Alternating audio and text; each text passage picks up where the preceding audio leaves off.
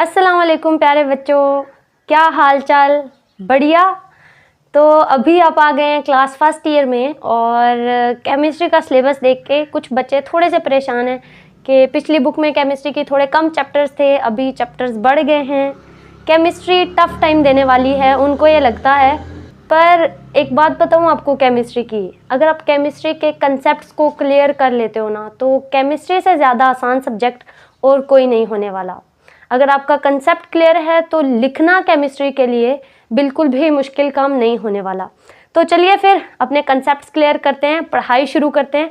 Copy pencil हाथ में लीजिए, इधर उधर की डिस्ट्रैक्शंस को परे कीजिए। अपने पहले चैप्टर को स्टार्ट करते हैं जिसका नाम है periodic table and periodic properties. तो सबसे पहले चैप्टर का नाम लिख लेते हैं।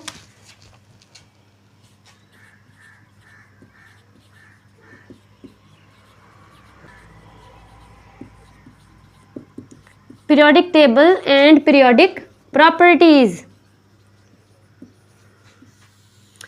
बचपन से लेकर अभी तक बहुत कॉमन वर्ड सुना भाई, पीरियोडिक टेबल। पर क्या कभी आपके जहन में ये सवाल आया है कि आखिर हमें पीरियोडिक टेबल की ज़रूरत क्यों पेश आई? क्यों चाहिए हमें पीरियोडिक टेबल? पर्पस क्या है इसका? आपकी बुक पे जो फर्स्ट पैराग्राफ है वो इसी पर है, पर्पस ऑफ पीरियोडिक टेबल पे। ठीक है, उस पैराग्राफ को अगर आप पढ़ें तो आपको पता लगेगा कि आपको पीरियोडिक टेबल की ज़रूरत क्यों पेश आई। तो शुरू में क्या था, थोड़े से एलिमेंट्स के बारे में पता था। कहा जाता है कि 1700 AD तक सिर्फ 12 एलिमेंट्स के बारे में पता था। जी हाँ बच्चों, सिर्फ 12 एलिमेंट्स के बारे में, सिर्फ 1 दर्जन एलिमेंट्स के बारे में।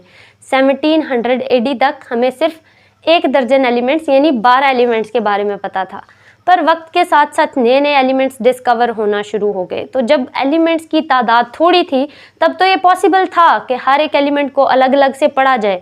लेकिन वक्त गुजरने के साथ साथ जब बहुत से नए एलिमेंट्स आ गए तो बहुत मुश्किल हो गया साइंटिस्ट के लिए कि वो हर एक एलिमेंट को अलग अलग से स्टडी कर पाएँ, हर एक एलिमेंट के प्रॉपर्टीज़ को अलग अलग से डिस्कस कर पाएँ। समझ में आ रही बात कि शुरू में क्या था, थोड़े एलिमेंट्स थे लेकिन वक्त के साथ साथ नए एलिमेंट्स डिस्कवर हो गए। तो जब एलिमेंट्स ज़्यादा हो गए तो साइंटिस्ट के लिए उनको स्टडी करना थोड़ा सा मुश्किल हो गया। तो तब क्या किया साइंटिस्ट ने काम को आसान बनाने की कोशिश की, जैसे आपके टीचर करते हैं। ठीक है, आपके टीचर क्या करते हैं कि जब क्लास में बच्चे ज़्यादा होते हैं तो आपके टीचर के लिए ये पॉसिबल नहीं रहता कि वो हर एक बच्चे को अलग अलग से काम दें। तो आपके टीचर क्या करते हैं, क्लास की ग्रुपिंग कर देते हैं। यानी जो अच्छे बच्चे हैं क्लास के उनका अलग से ग्रुप बना लेंगे, जो दूसरे मस्ती वाले ख़राब बच्चे हैं उनका अलग से ग्रुप बना लेंगे। सो ग्रुपिंग करेंगे आपकी क्लास। ठीक है, जो एक जैसे बच्चे हैं उनका एक ग्रुप बनाया जाएगा, जो थोड़े मस्ती वाले बच्चे हैं उनका एक दूसरा ग्रुप बनाया जाएगा। साइंटिस्ट ने भी यही काम किया था। साइंटिस्ट ने क्या किया, साइंटिस्ट ने जब देखा कि भाई एलिमेंट्स तो बहुत ज़्यादा हो गए हैं, अब हर एक एलिमेंट को अलग अलग से पढ़ना बड़ा मुश्किल काम होने वाला है, तो साइंटिस्ट ने एलिमेंट्स की ग्रुपिंग कर दी। एक जैसे एलिमेंट्स को एक ग्रुप में रख दिया। बात समझ आ रही है? तो जो एक जैसे एलिमेंट्स हैं उनका एक ग्रुप बना दिया, जो दूसरी तरह के एलिमेंट्स हैं उनका अलग से ग्रुप बना दिया। तो इस तरह से बहुत से ग्रुप्स बनाए गए और जब उन सारे ग्रुप्स को जोड़ के एक टेबल की शक्ल दी गई तो तब हमारे पास बना पीरियोडिक टेबल। बात समझ आई कि पीरियोडिक टेबल का पर्पस क्या था, क्यों चाहिए था हमें पीरियोडिक टेबल? जी हाँ, तो क्या समझ लगी बच्चों कि एलिमेंट्स को ऑर्गेनाइज करने के लिए, ठीक है, एलिमेंट्स को, ताकि हर एलिमेंट को आसानी से स्टडी किया जा सके, इसके लिए पीरियोडिक टेबल बनाया गया। एलिमेंट्स को ऑर्गेनाइज करने के लिए, बजाय इसके कि हर एक एलिमेंट को अलग अलग से स्टडी किया जाए, सिमिलर प्रॉपर्टीज़ वाले एक एलिमेंट्स को, सिमिलर प्रॉपर्टीज़ वाले सारे एलिमेंट्स को एक ही ग्रुप में रख दें ताकि एक ही दफ़ा से उन सब के बारे में स्टडी किया जा सके।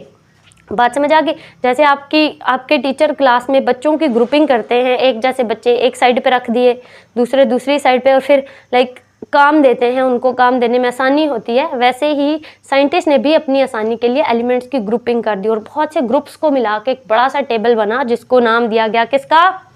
जी हाँ, पीरियोडिक टेबल का। समझ आ गया पीरियोडिक टेबल क्यों चाहिए था? सो टू ऑर्गेनाइज एलिमेंट्स। अच्छा, सो ऐसा नहीं है कि फटाफट पीरियोडिक टेबल आपको मिल गया हो, ऐसा नहीं है कि फटाफट आपको पीरियोडिक टेबल मिल गया हो, एक ही साइंटिस्ट ने पीरियोडिक टेबल बना दिया हो। बहुत से साइंटिस्ट का कंट्रीब्यूशन रहा है इस पीरियोडिक टेबल तक पहुंचने में। ठीक है, ऐसा नहीं कि एक साइंटिस्ट ने फटाफट पीरियोडिक टेबल बना दिया, ऐसा नहीं है, बहुत से साइंटिस्ट का कंट्रीब्यूशन है कहीं ना कहीं इस पीरियोडिक टेबल को बनाने में।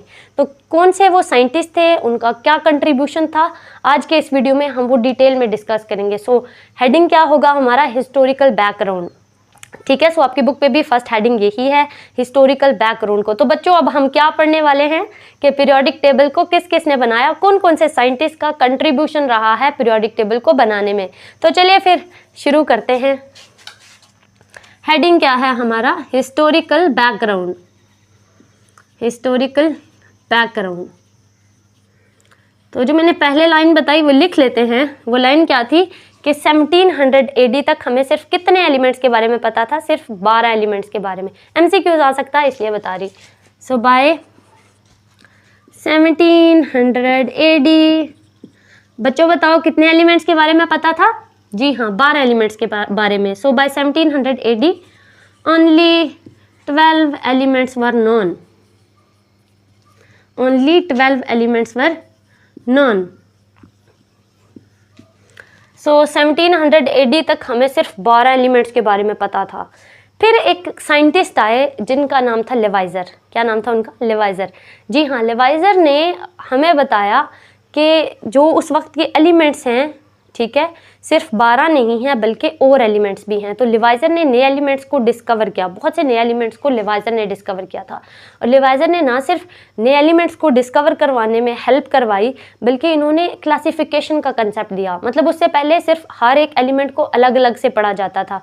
क्यों अलग अलग से पढ़ा जाता था, जाहिर है थोड़े से एलिमेंट्स थे, सिर्फ 12 एलिमेंट्स थे, तो क्या था हर एक एलिमेंट को अलग अलग से पढ़ा जाता था। लेकिन फिर ऑब्वियसली जब नए नए एलिमेंट्स डिस्कवर होना शुरू हो गए तो तब लेवाइजर ने सोचा कि क्यों ना एलिमेंट्स को क्लासिफाई कर दिया जाए। तो क्लासिफिकेशन, पहला क्लासिफिकेशन कौन से साइंटिस्ट ने किया था, शाबाश बच्चों, कौन से साइंटिस्ट ने किया था, लेवाइजर ने किया था। सो पहला क्लासिफिकेशन लेवाइजर ने किया था। आप पूछेंगे क्या क्लासिफिकेशन की थी उन्होंने, तो लेवाइजर ने कंसेप्ट दिया था मेटल्स का और नॉन मेटल्स का। जी हाँ, जितने भी उस वक्त के डिस्कवर्ड एलिमेंट्स थे उनको क्लासिफाई किया था मेटल्स में और क्लासिफाई किया था नॉन मेटल्स में, वन एंड ओनली लेवाइजर ने। तो लिख लेते हैं फिर। सो लेवाइजर क्लासिफाइड नॉन एलिमेंट्स, मतलब जो भी उस वक्त के नॉन एलिमेंट्स थे जिन के बारे में पता था लेवाइजर को। सो लेवाइजर क्लासिफाइड नॉन एलिमेंट्स। सो किस किस में उन्होंने क्लासिफाई किया था, मेटल्स में और नॉन मेटल्स में, मेटल्स में और नॉन मेटल्स में। तो अगर आपसे पेपर में ये पूछा जाता है भाई कि बताएं मेटल्स और नॉन मेटल्स का कंसेप्ट किसने दिया था, तो क्या बोलोगे, लेवाइजर ने। किसने, लेवाइजर ने। समझ आ गया बच्चों।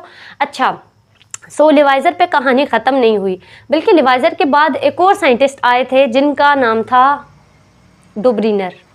क्या नाम था, डुब्रीनर। जब कहीं भी आप डुब्रीनर का नाम देखोगे ना तो आपको सिर्फ डुब्रीनर नहीं दिखेंगे, लिखा आएगा डुब्रीनर के ट्राइएड्स। क्या नजर आएगा, डुब्रीनर के ट्राइएड्स। क्योंकि डुब्रीनर जी फेमस जिस वजह से थे ना, वो उनके ट्राइएड्स ही थे। किस वजह से फेमस थे डुब्रीनर, अपने ट्राइएड्स की वजह से। क्या हैं ये ट्राइएड्स, चले देखते हैं ज़रा फिर। दूसरे साइंटिस्ट पहले साइंटिस्ट लेवाइजर। सो लेवाइजर के बाद अगले साइंटिस्ट क्या है, डुब्रीनर। और डुब्रीनर फेमस किस वजह से हैं, अपने ट्राइएड्स की वजह से। सो हम बोलेंगे डुब्रीनर्स ट्राइएड्स। तो आज हम पढ़ेंगे कि ये डुब्रीनर जी के ट्राइएड्स क्या थे। अच्छा, ट्राइएड का मतलब होता है 3। ट्राइएड का क्या मतलब होता है, 3। एक्चुअल में जो डुब्राइनर जी हैं उन्होंने एलिमेंट्स की ग्रुपिंग की थी और उन्होंने हर ग्रुप में 3 एलिमेंट्स रखे। कितने एलिमेंट्स, 3 एलिमेंट्स। तो जो ग्रुप्स, ये 3 एलिमेंट्स के ग्रुप को डुब्राइनर जी ने बनाया था, उनकी बेस पे डुब्राइनर के काम को, डुब्राइनर के ग्रुप्स को क्या बोला जाता है, डुब्राइनर ट्राइएड्स। क्या बोला जाता है, ट्राइएड्स। कोई पूछे क्यों ट्राइएड बोलते हो, तो बोलो कि डुब्राइनर का जो ग्रुप है उसके अंदर 3 एलिमेंट्स होते हैं हर ग्रुप में, तो इसी वजह से इनको डुब्राइनर के ट्राइएड्स बोला जाता है। बात समझ आ गई।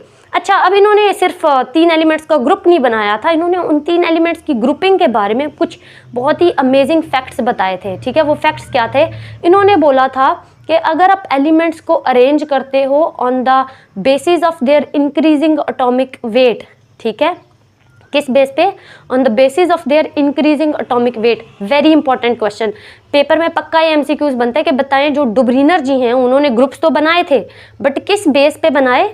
On the basis of their increasing atomic wait. याद रहेगा, इंक्रीजिंग एटॉमिक वेट लिख देती हूँ। सो डुबरीनर जी का क्लासिफिकेशन किस बेस पे था?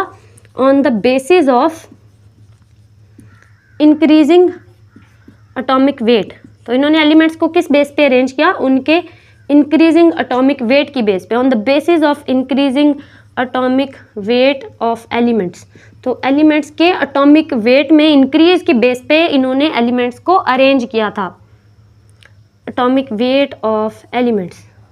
ठीक है, जैसे आपकी क्लास में नहीं सर अरेंज करते बच्चों को रोल नंबर की बेस पे, भाई रोल नंबर 1 तुम यहाँ बैठो, रोल नंबर 2 आप यहाँ, रोल नंबर 3 आप यहाँ। तो आपकी क्लास में जो सर हैं वो अरेंज करते हैं ना रोल नंबर के हिसाब से बच्चों को।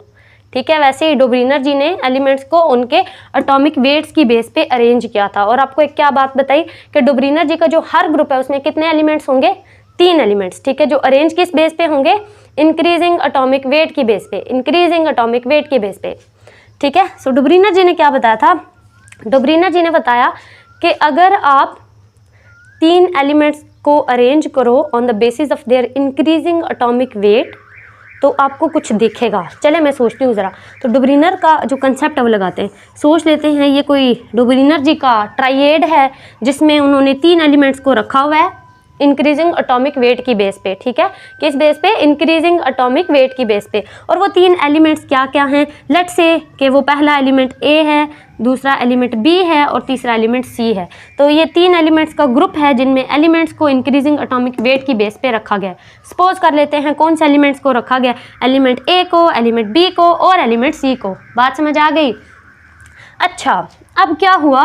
अब डुबरीनर जी ने बोला कि जो मिडल वाला एलिमेंट है इसका एटॉमिक वेट, मिडल वाले एलिमेंट का एटॉमिक वेट पहले एलिमेंट के एटॉमिक वेट और जो तीसरा एलिमेंट है इसके एटॉमिक वेट के मीन के बराबर होता है।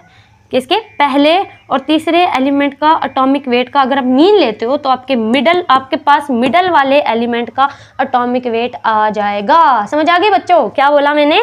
ठीक है, कि क्या अगर आप पहले और तीसरे एलिमेंट के एटॉमिक वेट का मीन लेते हो, इनके एटॉमिक वेट का मीन लेते हैं। जी हाँ, कैसे मीन लेते हैं आप? तो एटॉमिक वेट ऑफ ए, आप लोगों ने ये 10th क्लास में सीखा हुआ है। Atomic weight of A plus, इसमें आप प्लस कर दें एटॉमिक वेट ऑफ तीसरा एलिमेंट यानी C, atomic weight of A plus atomic weight of C. तो इसके एटॉमिक वेट को इसके एटॉमिक वेट को प्लस करो, डिवाइड कर दो 2 पे, डिवाइड कर दो 2 पे, तो आपके पास जो आंसर आएगा वो किसके इक्वल होगा? मिडल वाले एलिमेंट के एटॉमिक वेट के, यानी बी के एटॉमिक वेट के। किसके? एटॉमिक वेट ऑफ बी के इक्वल होगा, atomic weight of B. I hope आपको कंसेप्ट समझ में आ गया। तो बच्चों समझ में आया क्या कंसेप्ट था? कंसेप्ट क्या है कि जो पहला एलिमेंट है और जो तीसरा एलिमेंट है इनके एटॉमिक वेट को प्लस करो, 2 पे डिवाइड करो, तो आपके पास जो आंसर आता है वो क्या होगा? मिडल वाले एलिमेंट का एटॉमिक वेट। समझ आ गई बच्चे? क्या? मिडल वाले एलिमेंट का एटॉमिक वेट। ये उनका कंसेप्ट था ट्राइएड्स का। बात समझ आ गई? चलें अब इनकी स्टेटमेंट को ज़रा लिख लेते हैं। इन्होंने प्रूव भी किया था। ठीक है, इन्होंने प्रूव भी किया था। ये मैं रेज कर देती हूँ। इन्होंने प्रूव भी किया था ये बात एलिमेंट्स के ज़रिए से। कौन से एलिमेंट्स के ज़रिए से प्रूव की थी वो बताऊंगी। और फिर इनका ये फेल भी हुआ था। फेल किस वजह से हुआ था वो भी पढ़ेंगे। ठीक है, तो ज़रा स्टेटमेंट लिख देते। इन्होंने क्या बोला? इनका स्टेटमेंट था if we arrange elements, if we arrange elements, अगर हम एलिमेंट्स को अरेंज करते हैं किस बेस पे? बताओ बच्चों, किस बेस पे? On the basis of their increasing atomic weight. किस बेस पे? On the basis of their increasing atomic weight. तो मिडल वाले एलिमेंट का एटॉमिक वेट क्या होगा? इन्होंने क्या बोला? If we arrange elements on the basis of their increasing atomic weight, the atomic weight of middle element. तो क्या होगा? The atomic weight of middle element, the atomic weight of middle,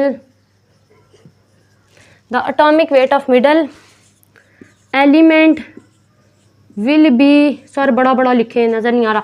so atomic weight of middle element will be रफली equal to the, ये रफली, हाँ ये रफली का वर्ड, इसका क्या मीनिंग है वो मैं आपको बताऊंगी, ठीक है। So if we arrange elements on the basis of their increasing atomic weight, अगर हम एलिमेंट्स को अरेंज करते हैं उनके बढ़ते हुए एटॉमिक वेट्स की बेस पे, तो atomic weight of middle element will be रफली equal to the mean of atomic weights of other two, ठीक है। मीन कैसे निकालते पता लगा, अदर टू का क्या मतलब है, लाइक पहला और तीसरा एलिमेंट, तो मतलब अगर आप the atomic weight of middle element will be रफली इक्वल टू द, किसके इक्वल होगा, mean of atomic weights, mean of atomic weights of other two, ठीक है, अदर टू एलिमेंट्स, या फिर ऐसे बोल दो mean of atomic weights of first and third element. जो हम लोगों ने एग्जाम्पल किया था उसमें फर्स्ट और थर्ड कौन थे, यस ए और सी, कौन थे, ए और सी। तो ए और सी के एटॉमिक वेट का मीन निकालो, तो मिडल वाले का बी का मीन तो मिडल वाले एलिमेंट बी का एटॉमिक वेट निकल आएगा। क्या करें, पहले एलिमेंट ए और तीसरे एलिमेंट सी, दोनों के एटॉमिक वेट का मीन निकालने, मीन कैसे निकलता है, दोनों को प्लस करें, 2 पे डिवाइड करें, तो आपके पास निकल आएगा मिडल वाले एलिमेंट का एटॉमिक वेट। यही पढ़ा था ना बच्चों, यही पढ़ा था, कंसेप्ट समझ आ गया। ये स्टेटमेंट है, आपको अच्छे से याद करनी है, नोट कर लें या बुक पे निशान लगा लो, मिलती है तो, लिखी हुई है ऐसी ही। चलें, अच्छा बच्चों, इन्होंने अपनी बात प्रूव की। क्या एग्जाम्पल है, आपके बुक वाले ने क्या लिखी है ज़रा देखते हैं। वहाँ पर पहला एलिमेंट उन्होंने दिया था लिथियम, यहाँ पे मैं एलिमेंट्स के नेम लिखूंगी, ठीक है बच्चों, एलिमेंट्स के नेम लिखेंगे। सो लिथियम, यहाँ पर कौन है हमारे पास, लिथियम के बाद सोडियम, यहाँ पर है potassium. So lithium sodium potassium, so lithium पे लिथियम का, और यहाँ पे मैं लिख देती हूँ इनके एटॉमिक वेट, समझ आ गई। तो अभी देखो, ये जो एक आपको दिख रहा, ये डुब्रीनर जी का ट्राइएड है। डुब्रीनर ऐसा नहीं, कोई भी साइंटिस्ट थ्योरेटिकली कुछ बोलेगा भाई तो साइंटिस्ट मान लेंगे, बाकी सारे बुक्स में उनका नाम छपवाया जाएगा, ऐसा नहीं होता। कोई भी साइंटिस्ट अगर कोई स्टेटमेंट देता है तो उसका प्रूफ ज़रूर देता है, ठीक है, तभी वो एक्सेप्टेबल होती है। तो डुब्रीनर जी ने क्या प्रूफ दिया था, चलिए देखते हैं। तो डुब्रीनर जी ने अपना ये एक ट्राइएड पेश किया है, जिनमें आपको 3 एलिमेंट्स नज़र आ रहे हैं, लिथियम, सोडियम और पोटासियम, ठीक है। और इन 3 एलिमेंट्स के को अरेंज किया हुआ है इनके इंक्रीजिंग एटॉमिक वेट पे। और कैसे मैं आपको बताती हूँ। सो लिथियम का एटॉमिक वेट होता है 7, सोडियम का होता है 23 और पोटासियम का होता है 39। तो आप देखें एटॉमिक वेट बढ़ रहे हैं, बिल्कुल बढ़ रहे हैं। तो उन्होंने एलिमेंट्स को किस बेस पे अरेंज किया हुआ, इंक्रीजिंग एटॉमिक वेट की बेस पे। इतनी बात समझ आ गई बच्चों। सो अगर मैं एटॉमिक वेट यहाँ की बजाय यहाँ लिख दूँ तो ठीक है। सो लिथियम का एटॉमिक वेट क्या है 7, सोडियम का क्या है 23 और पोटासियम का क्या है 39। तो आप देख लें कि जो एटॉमिक वेट्स हैं वो क्या कर रहे हैं, इंक्रीज कर रहे हैं। तो इन्होंने 3 एलिमेंट्स के ट्राइएड दिया जिनको अरेंज किस बेस पे किया हुआ है, इंक्रीजिंग एटॉमिक वेट्स की बेस पे, उनके इंक्रीजिंग एटॉमिक वेट्स की बेस पे। अच्छा बच्चों, अब डुब्रीनर जी ने प्रूव देखें कैसे किया। डुब्रीनर जी ने क्या बोला था कि पहले एलिमेंट का एटॉमिक वेट प्लस तीसरे एलिमेंट का एटॉमिक वेट करो और डिवाइडेड बाय 2 करो तो सेंटर वाले एलिमेंट का एटॉमिक वेट निकल आएगा। तो देखते हैं इन्होंने क्या बोला, पहले एलिमेंट का एटॉमिक वेट, पहले एलिमेंट का एटॉमिक वेट क्या है 7, तो 7 प्लस तीसरे एलिमेंट का एटॉमिक वेट, तीसरा एलिमेंट कौन है पोटासियम, सो 7 प्लस 39 और इसको डिवाइड कर दें, किससे डिवाइड करेंगे 2 से डिवाइड करेंगे, 2 से डिवाइड कर दें तो आपके पास आंसर क्या आएगा, मिडल वाले एलिमेंट का एटॉमिक वेट। यानी फिर से समझो बच्चों, पहला एलिमेंट कौन है लिथियम, इसका एटॉमिक वेट क्या है 7 और तीसरा एलिमेंट है पोटासियम जिसका एटॉमिक वेट है 39। तो आपने सिंपल पहले एलिमेंट के एटॉमिक वेट में तीसरे एलिमेंट के एटॉमिक वेट को करना है प्लस, डिवाइड करना है 2 से। तो डुब्रीनर जी के मुताबिक आंसर आना चाहिए मिडल वाले एलिमेंट का एटॉमिक वेट, यानी कि आंसर आना चाहिए 23। चलिए देखते हैं डुब्रीनर कितना सच बोलते हैं। तो बच्चों सिंपल आपको प्लस करना है 39 प्लस 7, तो आंसर क्या आएगा, लाइक 39 प्लस 7 करें तो आई थिंक पता नहीं आपको नज़र भी आ रहा है, नहीं एक दफ़ा देख के फिर मैं बताती, थोड़ा सा ख़राब हो रहा था बट चलो बच्चों नज़र नहीं आएगा यहाँ पे। सो 7 प्लस 39/2 इनको करें तो आपके पास आंसर आएगा, यहाँ से मैं रेज कर देती, नज़र नहीं आएगा आपको कैमरे में, तो बच्चों यहाँ पे कर लेते, sorry for mistake. So 7 plus 39 divided by 2, ठीक है। पहले एलिमेंट का एटॉमिक वेट, तीसरे एलिमेंट का एटॉमिक वेट डिवाइडेड बाई 2, तो डब्रीनर जी ने क्या बोला, आंसर क्या आना चाहिए आपका, 39 + 7 करो, आंसर आता है 46। सर कितना आंसर आता, देखना 39 7 46 आता, डिवाइडेड बाय 2। तो सिंपल इनको कैंसिल कर लेते हैं सेम टेबल से, 2 1 = 2, 2 2 = 4, 2 3 = 6। आंसर क्या आया 23। आंसर क्या आया 23, जो कि क्या है सेंटर वाले एलिमेंट का एटॉमिक वेट। तो भाई डोब्रीनर जी तो बिल्कुल सच बोल रहे थे, उनकी बात ठीक प्रूव हुई कि अगर आप 7 और 39 के एटॉमिक वेट का मीन निकालो, यानी इनको प्लस करो, 2 पे डिवाइड करो, तो आंसर निकलता है मिडल वाले एलिमेंट का एटॉमिक वेट, यानी कि आंसर निकलता है 23। तो डोब्रीनर जी तो बोल रहे थे बिल्कुल सच, बात समझ आ गई। तो इन्होंने इस तरह से प्रूव किया था। अच्छा बच्चों, सो यहाँ पे एक वर्ड यूज़ हुआ था रफली इक्वल का। यहाँ पे अगर मैं आपको अंडरलाइन करके बता सकूँ तो वर्ड यूज़ हुआ था रफली इक्वल का। ठीक है, रफली इक्वल से रफली इक्वल का क्या मतलब है वो समझाती हूँ। तो एक और ट्राइएड दिया था डोब्रीनर जी ने अपनी बात समझाने के लिए, तो वो कुछ ऐसे था, क्लोरीन, थोड़े नीचे लिख लेते, सो एलिमेंट हमारे पास क्लोरीन, उसके नीचे है ब्रोमीन, उसके नीचे है आयोडीन। सो क्लोरीन का एटॉमिक वेट होता है 35, यहाँ मैं एटॉमिक वेट लिख रही हूँ। सो क्लोरीन का एटॉमिक वेट होता है 35, ब्रोमीन का एटॉमिक वेट होता है 80, आयोडीन का होता है 127। क्या होता है 127। अच्छा बच्चों, तो ये इनका एक ट्राइएड है जिसको डोब्रीनर जी ने पेश किया था अपनी बात समझाने के लिए। तो चलिए देखते हैं डोब्रीनर कितना सच बोलते हैं। तो सिंपल आप क्या करें, आप यहाँ पे लाइक पहला प्लस तीसरा करो, लाइक यहाँ पे क्या करेंगे 35 + 127। पहले एलिमेंट का एटॉमिक वेट क्या है यहाँ पे बच्चों, बोलो शाबाश 35। और कौन से एलिमेंट का एटॉमिक वेट लेना है यहाँ पे, इसमें किसके एटॉमिक वेट को प्लस करोगे, यस तीसरे एलिमेंट के एटॉमिक वेट को, जो कि कितना है बच्चों 127। तो 35 + 127, और इसको क्या करेंगे 2 से डिवाइड, क्योंकि निकालना है मीन। सो 2 से कर दो डिवाइड, हो गया। आंसर आना क्या चाहिए, अगर डोब्रीनर सच बोल रहे हैं तो आंसर आना चाहिए बच्चों मिडल वाले एलिमेंट का एटॉमिक वेट, जो कि क्या है 80। तो आंसर 80 आना चाहिए। चलिए देखते हैं 80 आता है नहीं। अब आपको सिंपल इनको प्लस करना है, 127 + 35 हम यहाँ पे कर लेते। सो 7 5 होते 12, 2 1 कैरी, 2 1 3 3 3 6 162। तो आंसर आता है आपके पास 162। कैलकुलेटर है, आप कैलकुलेटर से भी कर सकते हैं। सो आंसर आता है 162, डिवाइड करो इसको 2 पे डिवाइड करें तो आंसर आता है 2 8 = 16, 2 1 = 2, आंसर आ गया 81। ये क्या बात हुई, ब्रोमीन का एटॉमिक वेट तो 80 है, तो डोब्रीनर जी के तरीके से हमने हल किया, आंसर आ गया 81, जबकि वो तो कहते थे आंसर मिडल वाले एलिमेंट का एटॉमिक वेट आना चाहिए। तो आपने गौर से स्टेटमेंट पढ़ी नहीं फिर डोब्रीनर की। डोब्रीनर जी ने देखो जरा क्या बोला था, डोब्रीनर ने क्या बोला था, the atomic weight of middle element will be रफली इक्वल टू द, उन्होंने ये नहीं बोला एग्जैक्टली इक्वल टू द, उन्होंने क्या बोला रफली equal to the mean of atomic weights of first and third element, कि जो सेकेंड एलिमेंट है उसका एटॉमिक वेट फर्स्ट और थर्ड एलिमेंट्स के एटॉमिक वेट्स के मीन के रफली इक्वल होगा। तो देखें यहाँ पे आंसर 81 है, जो रफली इक्वल है 80 के, जो रफली इक्वल है 80 के। तो एग्जैक्टली मिडल एलिमेंट का तो एटॉमिक वेट नहीं निकला, बट ऑलमोस्ट पास है। 81 और 80 में थोड़ा बहुत फ़र्क है बच्चों। बात समझ आ गई बच्चों, क्या बोला मैंने? ठीक है बच्चों, एक दफ़ा फिर से। तो क्या हुआ कि यहाँ पे आप फर्स्ट एलिमेंट का एटॉमिक वेट था 35, उसमें प्लस किया हमने तीसरे एलिमेंट का एटॉमिक वेट जो कि था 127, दोनों को प्लस किया, 2 पे डिवाइड किया, आंसर आ गया 81, जो कि रफली इक्वल है 80 के। तो डोब्रीनर जी तो यहाँ भी सच प्रूव हो गए, बच्चों।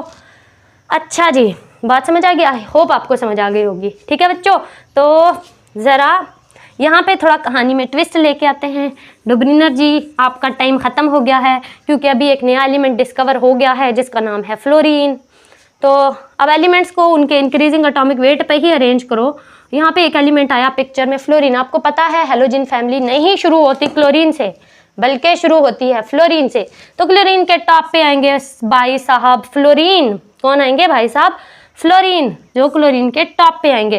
तो फ्लोरीन जी का एटॉमिक वेट कितना होता है बच्चों? फ्लोरीन का एटॉमिक वेट कितना होता है? 19। कितना होता है? 19।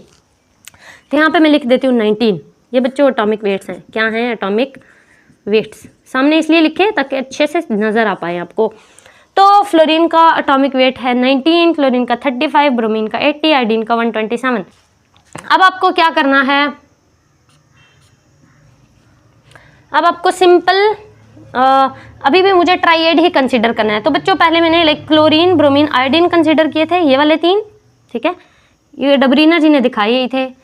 पर फिर अभी चूँकि फ्लोरीन भी आ गया है तो साइंटिस्ट तो अपनी मर्जी से ही देखेंगे, तो साइंटिस्ट कहते हैं हम ज़रा ये वाला ट्राइएड कंसीडर करते हैं। ये इनको देखो तो ये भी तो इंक्रीजिंग एटॉमिक वेट के ऑर्डर में ही अरेंज्ड हैं। देखिए पहला एलिमेंट 19, इसका एटॉमिक वेट 19, दूसरे का 35, अगले का 80, तो एटॉमिक वेट तो इंक्रीज ही कर रहा है। यहाँ पर भी एटॉमिक वेट तो इंक्रीज ही कर रहा, 19, 35, 80। क्यों बच्चों, इंक्रीज कर रहा है नहीं कर रहा? इंक्रीज कर रहा ना, ठीक है। तो यहाँ भी तो एटॉमिक वेट इंक्रीज कर रहा। तो इन्होंने बोला डुबरीनर साहब आप अपनी मर्जी के ट्राइएड्स देखते थे, वही दिखाते थे, तो हम अभी आपको अपने वाला कुछ दिखाते हैं। उन्होंने इन 3 एलिमेंट्स पे डुबरीनर का कंसेप्ट लगाया। देखो बच्चों कैसे कंसेप्ट लगेगा। उन्होंने बोला अगर आपके कंसेप्ट के मुताबिक पहले एलिमेंट का एटॉमिक वेट कितना है 19, प्लस जो तीसरा एलिमेंट है उसका एटॉमिक वेट कितना है भाई 80, तो पहले एलिमेंट का एटॉमिक वेट प्लस तीसरे एलिमेंट का एटॉमिक वेट 80 करो डिवाइड 2 से। यही बोला था आपने डुबरीनर साहब, क्यों यही बोला था? तो डुबरीनर जी ने कहा जी सर बिल्कुल यही बोला था। तो क्या किया उन्होंने, लाइक पहले एलिमेंट का एटॉमिक वेट प्लस तीसरे एलिमेंट का एटॉमिक वेट जैसा डुबरीनर ने बोला था वैसे किया, उसको 2 से डिवाइड किया। अब आंसर क्या आना, अगर डुबरीनर साहब सही थे तो आंसर आना चाहिए था मिडल वाले एलिमेंट का एटॉमिक वेट यानी 35। आंसर क्या आना चाहिए था 35। मतलब आप मीन कैसे लेते हो, 19 + 80 डिवाइडेड बाय 2 करो तो आंसर क्या आना चाहिए, मिडल वाले एलिमेंट का एटॉमिक वेट। डुबरीनर जी ने भी यही बोला था, लेकिन देखते हैं क्या आता है। चेक करो बच्चों, 80 और 19 प्लस करो, आंसर आता है 99। आंसर क्या आता है 99 divided by 2।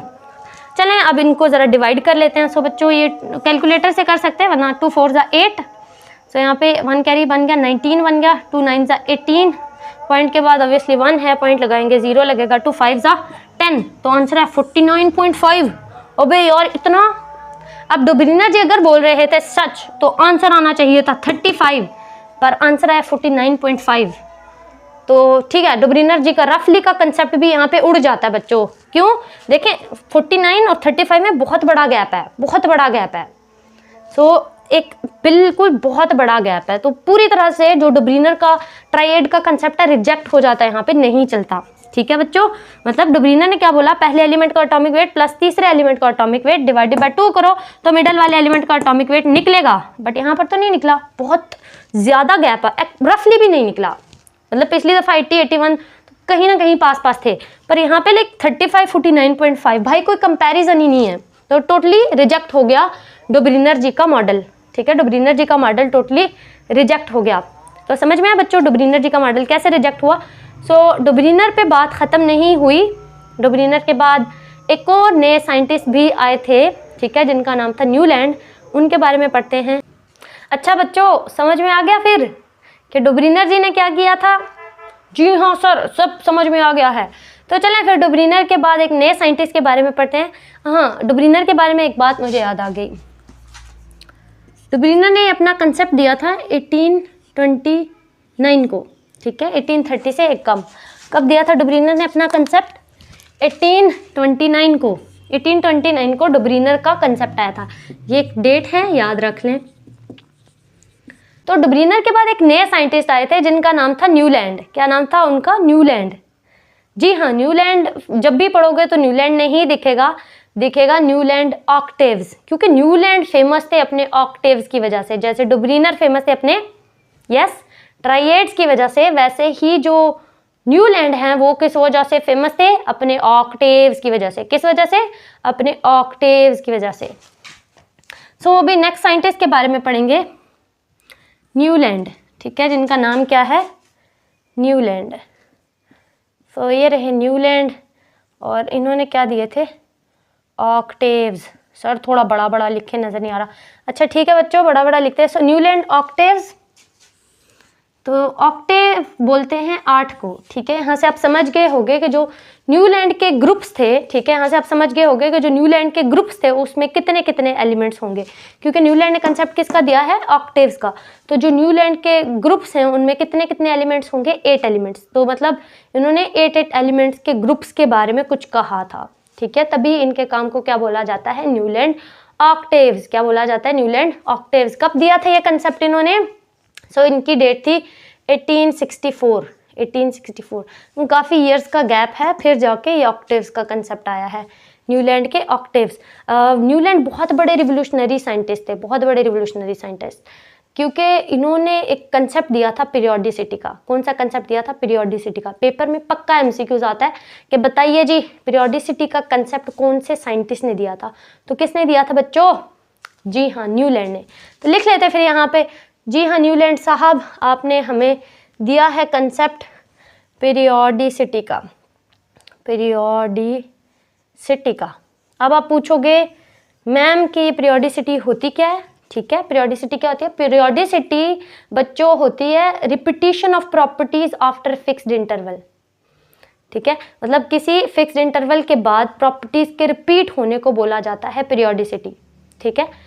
Repetition of properties after fixed interval उसको बोला जाता है पीरियोडिसिटी। आपकी बुक में पीरियोडिसिटी का टर्म यूज हुआ है, बट ये नहीं बताया गया कि एक्चुअल में ये पीरियोडिसिटी होता क्या है। तो आपको तो पता है ना भाई पीरियोडिसिटी क्या होता है। Periodicity is the repetition of properties, properties का रिपीटिशन है आफ्टर फिक्स्ड इंटरवल, ठीक है। अच्छा, इस पीरियोडिसिटी का कंसेप्ट कैसे दिया था न्यूलैंड ने, जरा सीखते हैं। आप इसकी डेफिनेशन बेशक बुक पे लिख लो अपने कंसेप्ट को क्लियर करने के लिए। Periodicity is the repetition of properties after fixed interval. Fixed interval के बाद प्रॉपर्टीज का रिपीट होना या फिर प्रॉपर्टीज में ग्रेजुअल इंक्रीज या डिक्रीज होना उसको बोला जाता है पीरियोडिसिटी। खैर जो न्यूलैंड का कंसेप्ट है वो यही था, repetition of properties after fixed interval. चलें, तो न्यूलैंड ने दिए थे असल में जो न्यूलैंड है ना, न्यूलैंड को म्यूज़िक बहुत पसंद था। ये क्या, केमिस्ट्री पढ़ते पढ़ते म्यूज़िक, कहाँ से आ गया म्यूज़िक। चलें, सो न्यूलैंड को म्यूज़िक बहुत पसंद था भाई। सो उनको म्यूज़िक भी पसंद था पर साथ केमिस्ट्री भी पसंद थी, अच्छे बच्चे थे। सो उनको केमिस्ट्री भी पसंद थी। ज़रा सोचें, अगर आपको म्यूज़िक भी पसंद हो और केमिस्ट्री भी पसंद हो तो आप क्या करेंगे।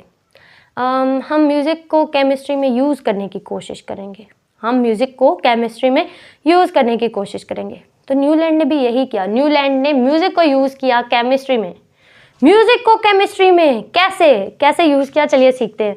सो म्यूज़िक के आपको पता है बेसिक म्यूज़िक के 7 ही सुर होते हैं, चाहे इंग्लिश म्यूज़िक ले लें, अरेबिक ले लें, उर्दू ले लो, हिंदी ले लो।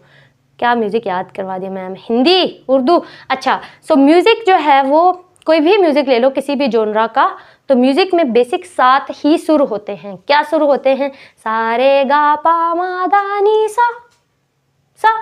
सो फिर से तो मैं इनको लिख लेती म्यूज़िक के बेसिक 7 सुर। तो बच्चों क्या लिखेंगे, सा, मैं ऐसे लिखती हूँ ताकि आपको नज़र आए ठीक से। सो सा रे गा पा मा धा नी और फिर से सा। फिर से बच्चों जो म्यूज़िक के 7 सुर हैं वो क्या हैं, सा रे गा पा मा धा नी सा। सो सा इज वेरी सिमिलर, सा क्या है, सा is similar to this first one. एक दफ़ा इनकी नंबरिंग करो। सो पहला सुर है, ये दूसरा है, ये तीसरा है, ये चौथा है, ये 5वां है, ये छठा है, ये 7वां है, और ये वाला बच्चों कौन सा है, 8वां, ठीक है। ये वाला कौन सा है, 8वां। फिर से बच्चों क्या, जो बेसिक म्यूज़िक के सुर हैं वो कितने होते हैं मैम, 7 होते हैं, हमें आते हैं पता है। चले फिर बच्चों हमें जो सुर आते हैं उनको ज़रा यूज़ करते हैं। सो सा रे गा पा मा धा नी सा।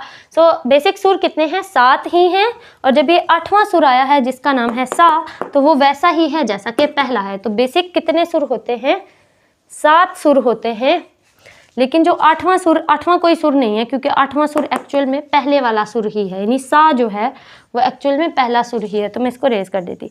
तो मतलब उनका कंसेप्ट क्या था, उनका कंसेप्ट क्या था कि हर 7 के बाद जो 8वां आता है वो similar to the first one होता है। सो उन्होंने जो न्यूलैंड है उन्होंने जो ऑक्टेव्स बनाए थे, ठीक है, जो न्यूलैंड ने ऑक्टेव्स बनाए थे। एक्चुअल में उन्होंने ऑक्टेव्स में 8 एलिमेंट्स का ग्रुप किया था, लाइक इस तरह से ग्रुपिंग किया था। उन्होंने बोला कि जो हर 7 एलिमेंट्स के बाद जो भी 8वां एलिमेंट आएगा, जो भी 8वां एलिमेंट आएगा वो सिमिलर होगा पहले वाले के।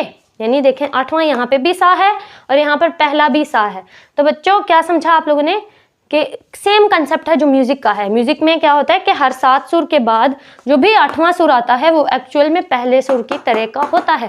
सो न्यूलैंड का भी यही कंसेप्ट था कि अगर एलिमेंट्स के ग्रुप्स बनाए जाएं इस तरह से कि हर ग्रुप में लाइक एलिमेंट्स रखे जाएं तो हर 8वां एलिमेंट प्रॉपर्टीज दिखाएगा similar to the first one. हर 8वां एलिमेंट प्रॉपर्टीज दिखाएगा similar to the first one.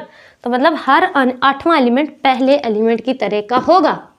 ठीक है बच्चों, अब देखो लेकिन क्या बात करें कि repetition of properties after fixed interval, और इंटरवल इन्होंने क्या बताया कि हर 7 एलिमेंट के बाद 8वां, so that is the fixed interval. और प्रॉपर्टीज में रिपीटिशन किस तरह से, यानी कि जो 8वां एलिमेंट है वो प्रॉपर्टीज दिखाएगा पहले एलिमेंट की तरह की। तो प्रॉपर्टीज रिपीट होंगी किस तरह कि हर 7 के बाद जो भी 8वां एलिमेंट आएगा वो पहले एलिमेंट की तरह की प्रॉपर्टीज दिखाएगा। इसको बोला जाता है पीरियोडिसिटी। इसको क्या बोला जाता है? पीरियोडिसिटी, यानी repetition of properties after fixed interval, that is called periodicity. तो इस तरह से इन्होंने बोला कि हर 8वां एलिमेंट प्रॉपर्टीज दिखाएगा पहले एलिमेंट की तरह की, तो इसको बोलते हैं रिपीटिशन ऑफ प्रॉपर्टीज। तो इस तरह से जो न्यूलैंड है लाइक उन्होंने कंसेप्ट दिया था पीरियोडिसिटी का। कभी नहीं भूलना पीरियोडिसिटी क्या है, किसने कंसेप्ट दिया? न्यूलैंड ने। अच्छा, अब बच्चों ये था म्यूजिक की ज़बान में जो न्यूलैंड जी ने खुद बनाया था सिस्टम, वो ज़रा समझ लेते। एलिमेंट्स को समझ लेते। डेट याद रख लें, पीरियोडिसिटी का कंसेप्ट किसने दिया ये याद रख लें। अच्छा, अब आपको न्यूलैंड के ऑक्टेव्स को डिसाइड करना है। तो ज़रा बच्चों समझो, इन्होंने कुछ एलिमेंट्स को इस तरह अरेंज किया था। हाँ,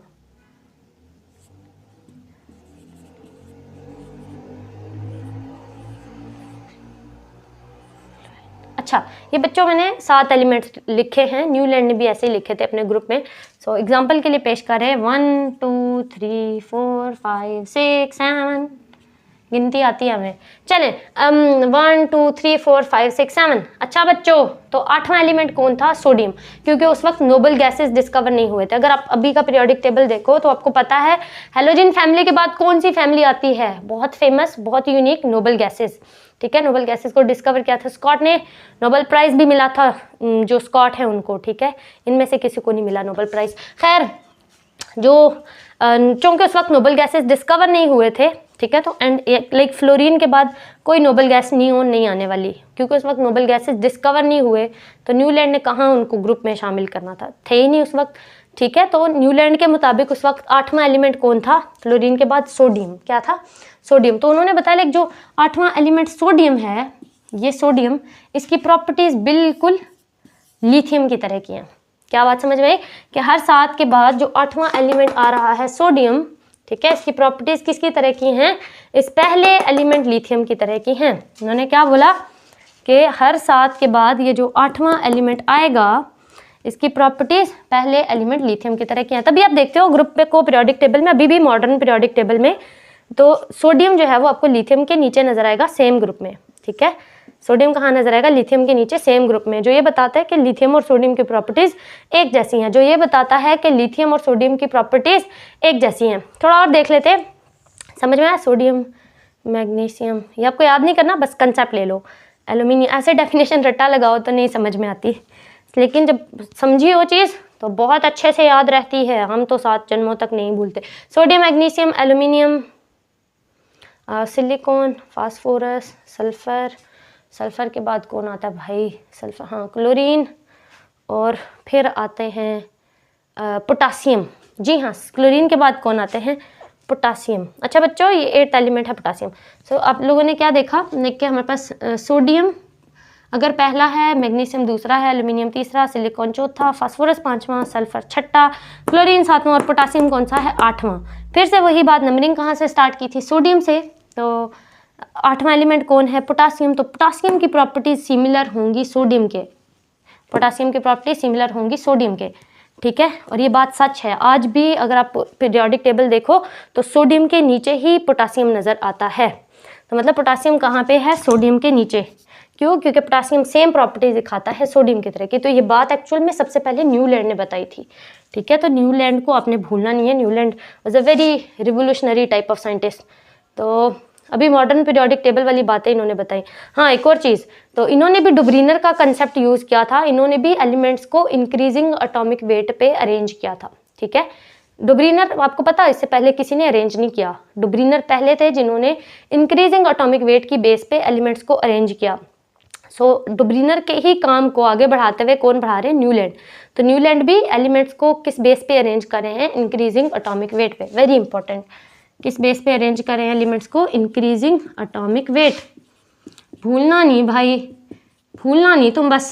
सो इंक्रीजिंग एटॉमिक वेट। क्यों बच्चों? समझिए इंक्रीजिंग एटॉमिक वेट। अच्छा, तो न्यूलैंड का कंसेप्ट समझ में आया कि हर 7 के बाद जो भी 8वां आएगा पहले की तरह का होगा। सो हर 7 के बाद 8वां आया potassium. So potassium is similar to this sodium.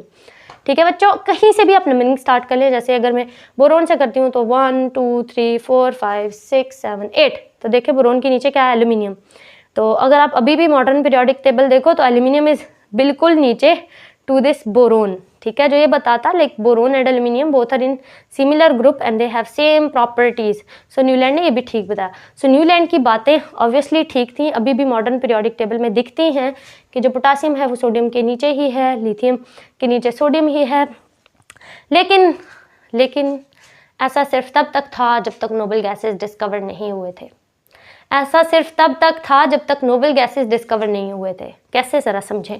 अच्छा बच्चों, एक कैसे हुआ कि हमारे पास फर्स्ट एलिमेंट लिथियम है, दूसरा बेरिलियम, तीसरा बोरोन, चौथा कार्बन, 5वां नाइट्रोजन, 6वां ऑक्सीजन, 7वां फ्लोरीन। और फ्लोरीन के बाद अभी नोबल गैसेस आ गए तो ये यहाँ पे होगी noble gas neon. Noble gas क्या होगी? नियॉन। सो नोबल गैस नियॉन होगी यहाँ पे। अब ज़रा देखें, अब कंसेप्ट लगाएं ना ज़रा न्यूलैंड जी का। न्यूलैंड क्या बोल रहे हैं कि पहला, दूसरा, तीसरा, चौथा, 5वां, 6वां, 7वां, 7वें के बाद जो कोई भी 8वां एलिमेंट आएगा, ये भी 8वां है, उसकी प्रॉपर्टीज पहले एलिमेंट की तरह की होंगी।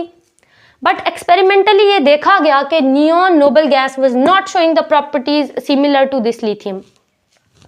बात समझ आ गई बच्चों? कैसे समझाइए एक दफ़ा फिर से कि यहाँ पे 8वां एलिमेंट कौन आ गया? जब नोबल गैसेज आया ऑब्वियसली तो फ्लोरीन तक एंड तो नहीं होता, फ्लोरीन के आगे ऑब्वियसली नोबल गैस नियॉन आती है। सो नियॉन, अब अगर न्यूलैंड का कंसेप्ट यूज हो तो न्यूलैंड ने क्या बोला कि हर जो है वो पहला, दूसरा, तीसरा, चौथा, 5वां, 6वां, 7वां, 7वें के बाद जो 8वां एलिमेंट है उसकी प्रॉपर्टीज पहले एलिमेंट की तरह होंगी। तो मतलब उनके कंसेप्ट के मुताबिक नियॉन की प्रॉपर्टीज लिथियम की तरह की होनी चाहिए।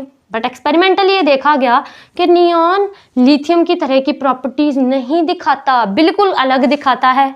सो यहाँ पे न्यूलैंड का कंसेप्ट खत्म हो गया। तो बच्चों समझ में आया न्यूलैंड का कंसेप्ट क्यों खत्म हुआ, किस वजह से खत्म हुआ?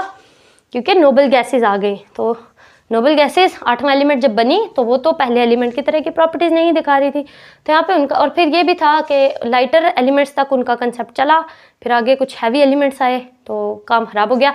तो न्यूलैंड की स्टेटमेंट क्या थी वो आपको अच्छे से याद करनी है बच्चों। तो स्टेटमेंट ही तो याद करनी है। चलें अब न्यूलैंड की स्टेटमेंट लिखते हैं। So if we arrange the elements, आप लोग बोलोगे शाबाश। If we arrange elements,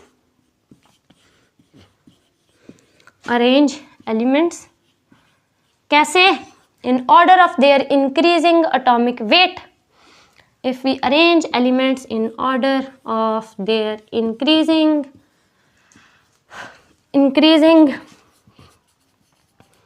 atomic weight, अगर हम एलिमेंट्स को अरेंज करते हैं उनके इंक्रीजिंग एटॉमिक वेट की बेस पे, तो every eighth element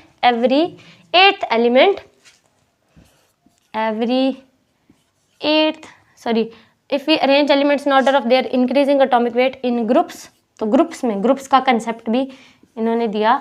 so if we arrange elements in order of their increasing atomic weight in groups,